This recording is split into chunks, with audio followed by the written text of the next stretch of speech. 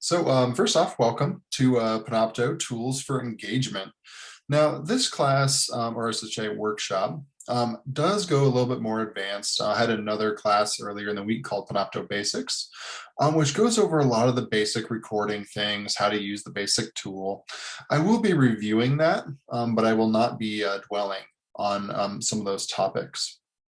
So I really want to focus today's time on having some time to look at quizzes, time to look at some of the discussion tools, and some of the things that a lot of professors don't know that Panopto has that are there and ready for you to use. So we'll go ahead and we'll get started. Oh, and before I go through the learning objectives, I did invite everyone to this course today. So if you did not receive an invite, do me a favor, send me an email or something like that. I can go ahead and get you invited after the session's over. But you should have access to all this course content. And I've spent some time kind of writing everything down that I'm going to go over. So please feel free to come in here and use it as a reference. There's lots of good stuff in here. Now, I do like to go over objectives first as a general best practice. It's a great idea to go over objectives first and then also review them at the end. That way your students know when to, more in. That way they know what's coming and if they got it at the end of it. But by the end of this, you should be able to create and upload Panopto videos. You should be able to create quizzes within your Panopto videos. You'll be able to embed your videos within a Canvas page. And at the same time, use the Canvas discussion tool that is already embedded inside of Panopto. So for this first part, I don't do much of demonstration. As I said, it was kind of mostly covered in the Panopto Basics seminar. But I do want to kind of go over some of the basics of Panopto just as a quick refresher. So if you don't have Panopto, when you pull up your course, you are going to have to activate it. And how you do that is by going into settings here, coming into navigation and bringing this down. If it's deactivated, it'll be down in this lower area. But if it's activated, if it's nice up in here, and I like to place it kind of up at the top in a place of prominence, especially if it's a tool that I'm going to be using throughout this semester. All right, but in order to get to Panopto, you do want to go ahead and click Panopto here. And from here, it will bring you to the home screen as soon as my internet loads. And you'll be able to click Panopto. Now, there are two different versions of Panopto. One is for Mac and one is for PC. I like to kind of go over the Mac screen. One, I use a Mac, but two, I also think it's easier to look at in a very basic way. But just as a quick map so everybody gets re-familiar with where everything's located. You do have your recording buttons in the upper left-hand corner of both screens. Towards the top of each of the screens, you do have the folder where you can keep all of your files. And those folders are created in a one-to-one environment, meaning that every time you have a course created, there will be a Panopto file created for that. So what's really nice is that you can store your videos inside of your course so your students have access to them. If you prefer, like I do, I like to store my videos in my folder, which is a folder that follows you as the professor. And you can also go ahead and embed videos from there. I like it. For me, it's just easy storage and I know where everything is. I don't have to exactly remember where each semester was when I created this thing, and I can kind of find stuff a lot easier. But towards the left of your screen, of the Panopto recording screen, you're going to see the primary source, which is the picture of you. So if you don't want a picture, you do want to make sure that this camera is off. But if you would like your picture to be on there, you can go ahead and select your video that you'd like to use. And you can select your audio here as well. So if you have multiple microphones that you'd like to use, you can select them here. The secondary sources, I always say, are your content sources.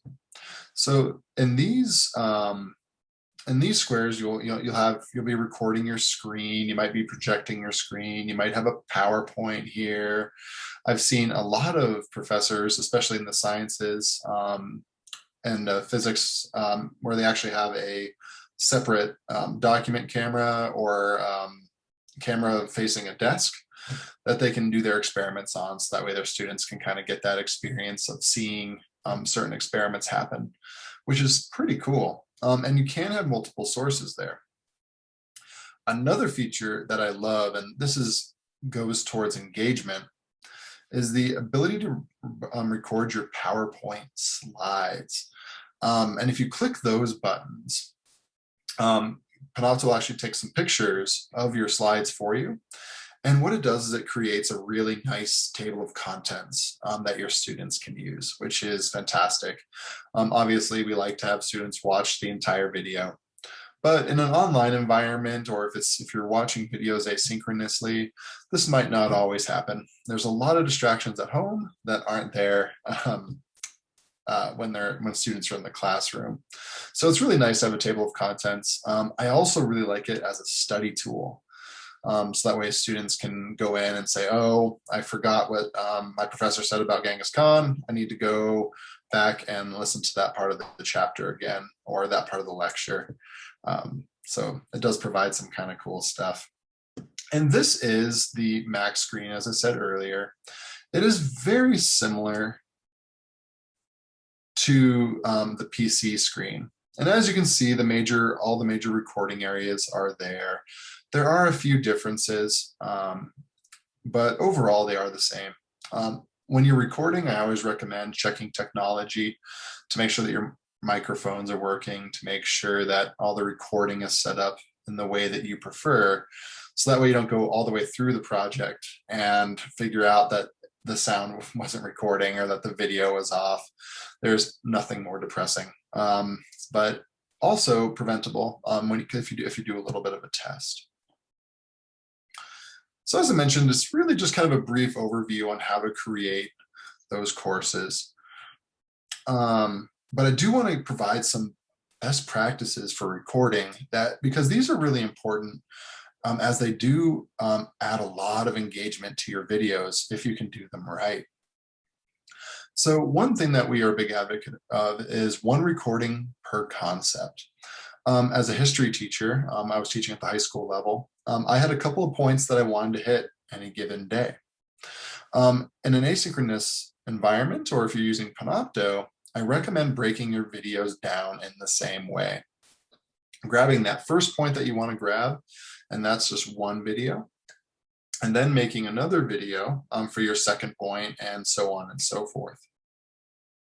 Now, what this does is it decreases the video time, which helps out with a little bit of equity. It makes it a lot easier to download or to view if they're on slow internet connections. It also is a part of attention. Students have been shown in a couple of different studies that their attention spans are worse at home. And that can be for a variety of reasons, as I mentioned earlier. But it does help if they have shorter recordings. They'll end up paying attention more, and they're better able to digest the information that they want to go through. Not to mention, kind of a pro tip for you as well, if you break down your lectures, you can actually, when it comes time to update them, so say you're an economist and you're presenting on a certain theory and some radical new information comes out, it's a lot easier to change a 15-minute video than it is to edit and break down an hour video. So that's something that's kind of nice for you as you try to preserve your work and thus your time. And let's face it, the best thing you can give a educator is more time. So the next one is to choose an outline over a script. And we like this because it makes you more human, which does bring in and increase your student engagement levels. If you have a script, oftentimes you can come off kind of robotic. I always kind of use the presidential debates is this, because sometimes you get a bad, they get bad scores because they sounded rehearsed or they sounded not so genuine. And a lot of that comes from script reading or anything like that. So we can prevent that by having bullet points. And it's okay to sometimes make mistakes because that is part of being human. And so once again, that can really help bring out your personality and make your presentations more engaging as we go through. The next one is to look at the camera. And this can be a little difficult at times because it's very tempting to be able to look at the screen and treat the screen as your audience, when really we should be looking at that camera. And this is a difficult one to do because sometimes that camera is in a place that we don't want to look. So always be kind to yourself, place the camera someplace that's comfortable for you. But it also takes time not to look at your content over and over again. So this is something that if you practice it, you'll get better at it. And I really like to do it like during Zoom meetings. I try to make sure that I'm looking at the camera when I'm speaking. So just kind of some general tips that can really help engage your students. And it also kind of brings them in a little bit more with that primary camera in Panopto. Okay, so the next phase, as I mentioned earlier, I'm going to be going through and holding off questions till the end. And I forgot to mention, if you do have a question, please feel free to type it in the chat, and Kendra can preserve those for the end. But the first thing we're going to go over is probably one of my favorite tools that Panopto has. It's the adding a quiz tool, and you can do a lot of really cool things from it. But this is the general order that will do this, and I will go through and demonstrate this process for you as well. But after you're done recording your entire video, so you add quizzes after you're done recording, you come in, you're gonna hover your mouse over the video and you'll get a menu to pop up, and you're gonna select edit here. And then as soon as you click edit, we're gonna go to another screen, and you'll be able to click this add button here, and you'll be able to click add quiz. And that quiz will be added wherever your red cursor is. And you have a couple different question types, and we'll go over some of these so you can see them. But you have true or false, multiple choice, multiple select, and fill in the blank. So there are some different options here that you'll have. But I'll quickly go and I'll demonstrate this process. So as I mentioned, I'm going to go into Panopto, and I already have a video created. As mentioned, I store most things in my Panopto folder. But I'm going to go ahead and open up this video here. Oh, and I even did it the wrong way. All right. Well, I'm going to pause that. And I'm going to go into the edit. So if you hover over the video, you click this edit button here. And you'll be brought to a much different screen. And here, you'll have all your basic editing software here. You do have the ability to cut if you messed up inside of your presentation, you want to cut it. That tool is here. It works out very easily. I'll just quickly go over it real fast, but you can click, say you want to eliminate everything from 10 to 20 minutes. You can go ahead and click here and you can drag to 20 minutes. And you can also drag it back if you think that is too short or too much. And this is one thing that I will say, because it applies to everything that we're pretty much going to do on this screen, is Panopto is very flexible as you're editing everything. But as soon as you're done and you're happy with your product 100%, you can hit this apply button here.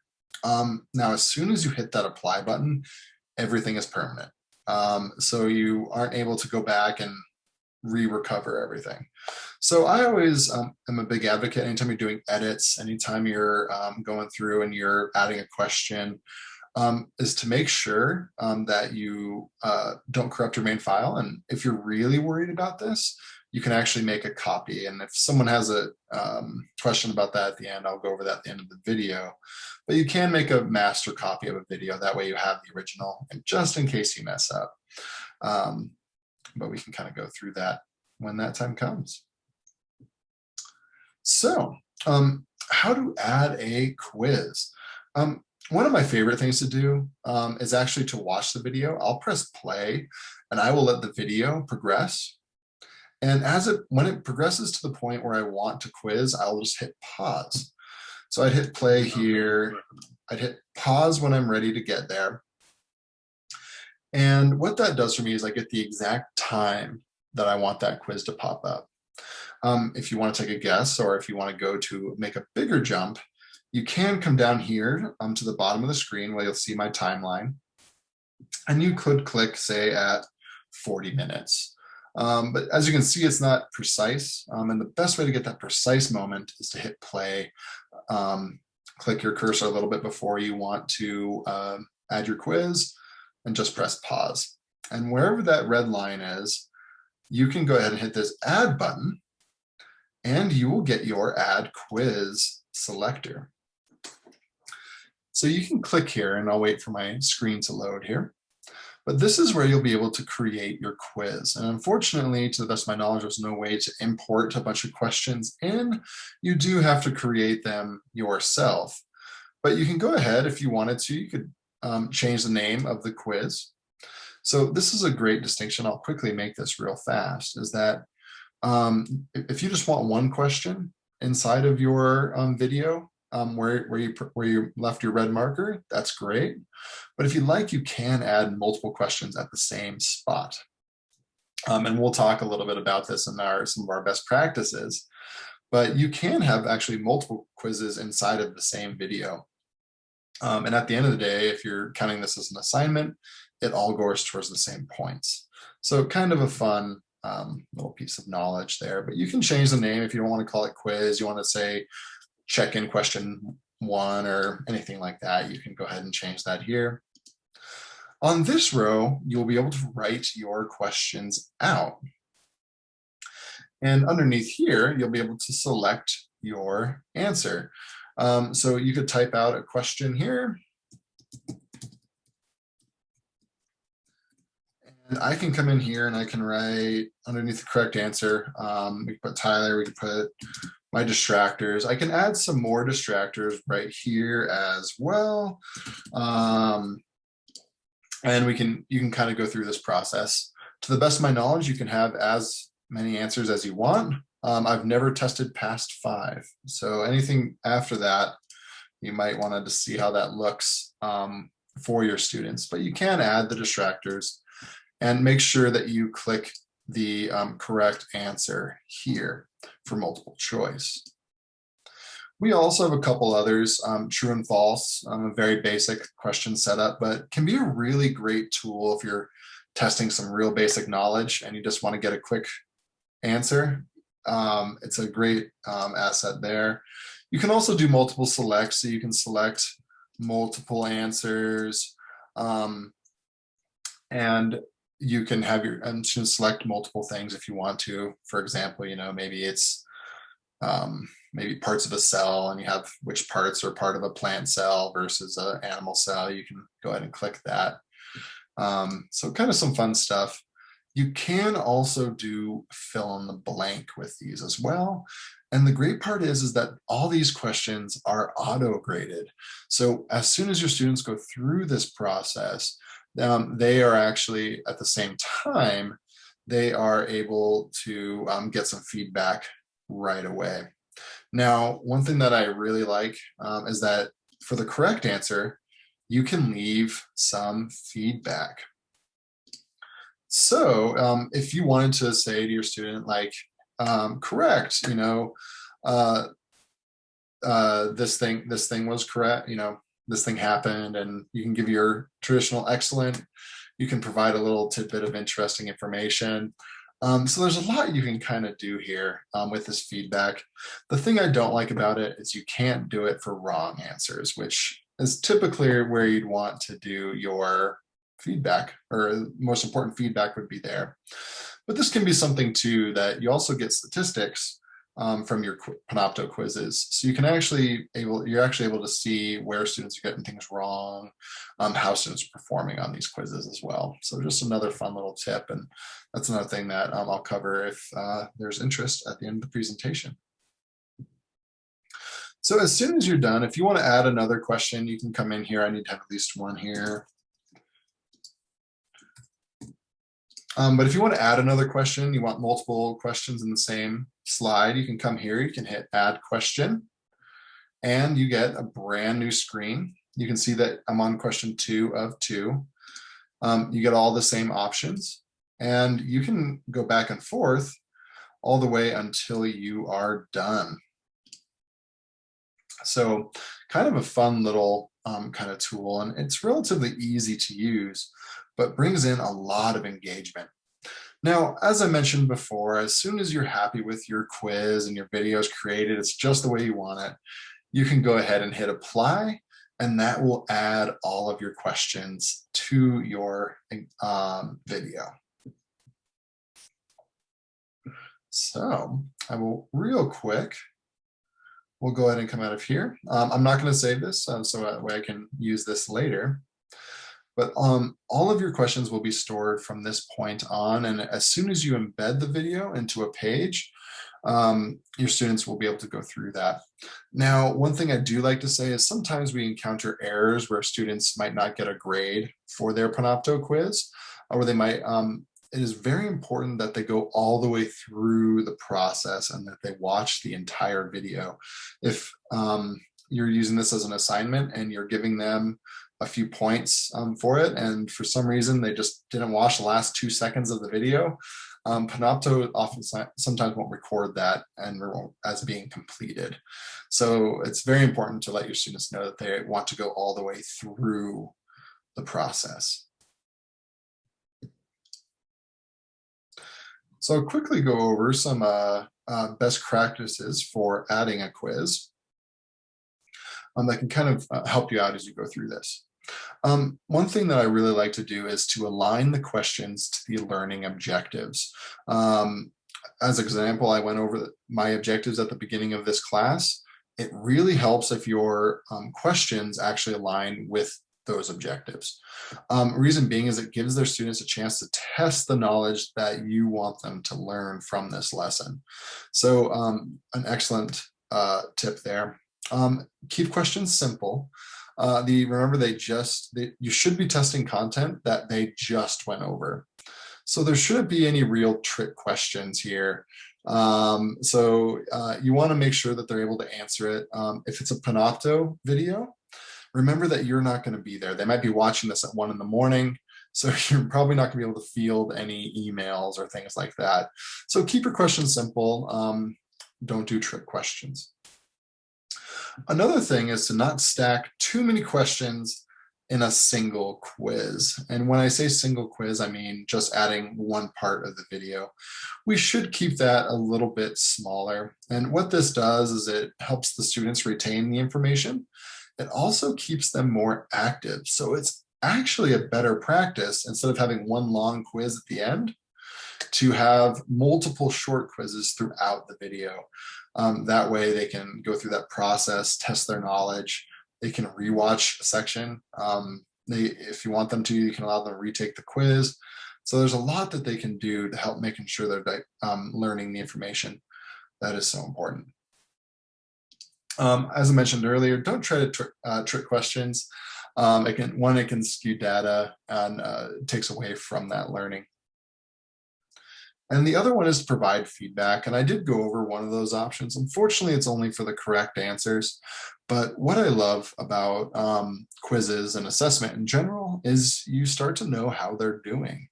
And so you as the professor have the liberty of readdressing topics or anything that needs to be addressed. So there's a lot that can happen there. And it's all very valuable information, and can make not only your class better, but bring your students in when we talk about that engagement. And it really increases that instructor presence to provide that feedback. And if you can make it specialized, that's even better.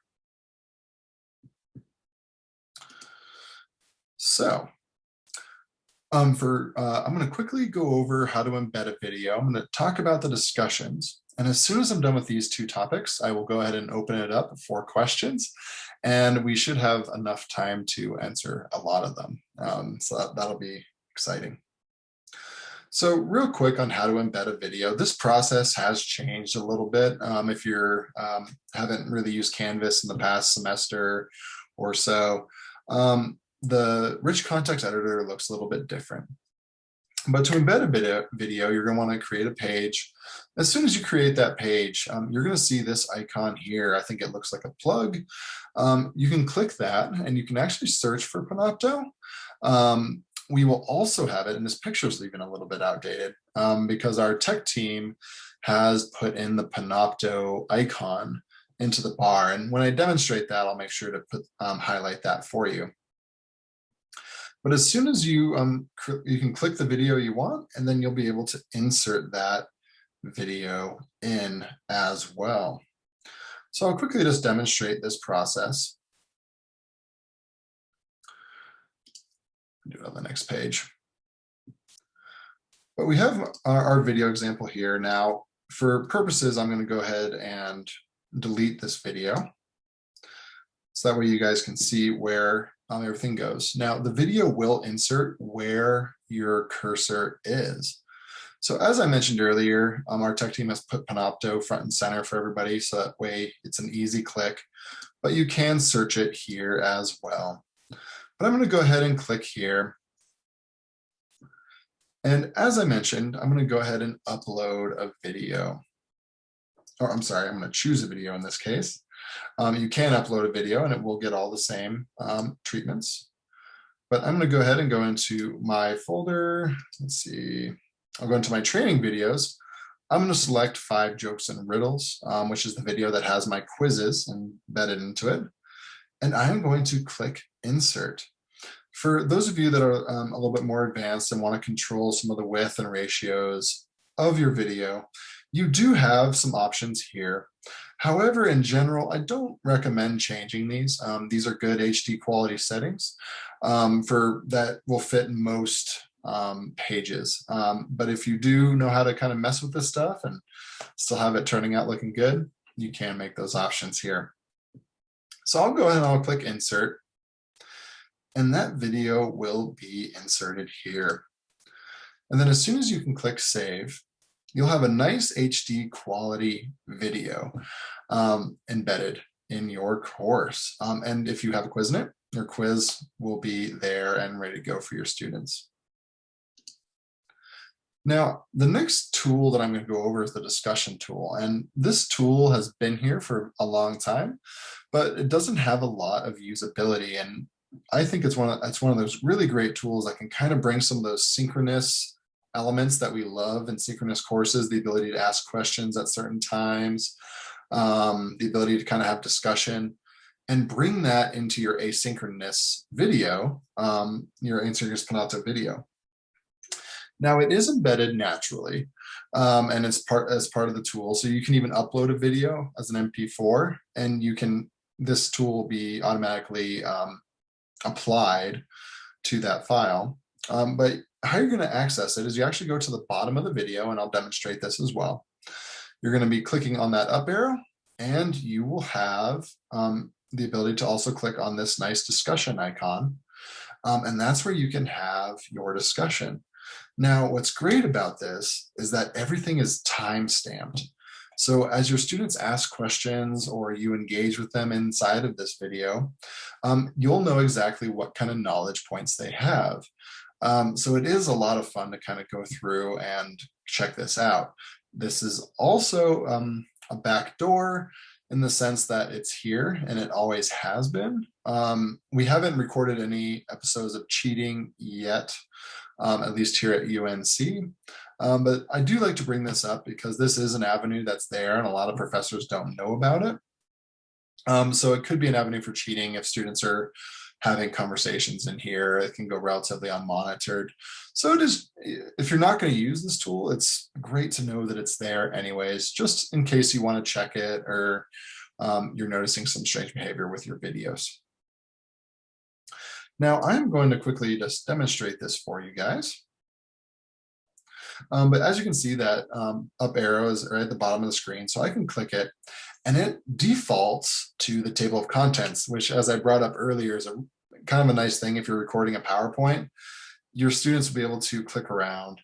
Now, they also can click the different quizzes and get to the different quizzes if they want to go redo those or kind of skip around to get that going as well. So just kind of be aware of that. But if you click the discussion tool, you'll see that I've already had a conversation with myself. And I took place about 4 months ago, last time I gave this. But what's nice is that you can see that the whole thing is time stamped. And if I wanted to, I could come in here and reply to some of these different things. If I want to clear out this video, I can come in here and remove comments and things like that as well. But you can come in and have that conversation for your class. For today's class, we are going to be going over 5 jokes. So, but it is kind of a cool tool that you can use to have that going. All right. So that is the content portion of this workshop. I'm quickly just going to go over just some of the basic goals of this webinar. And if you hit them, that's great. If you have questions, we're going to have a question and answer period after this. But we'll make sure that all your questions are answered.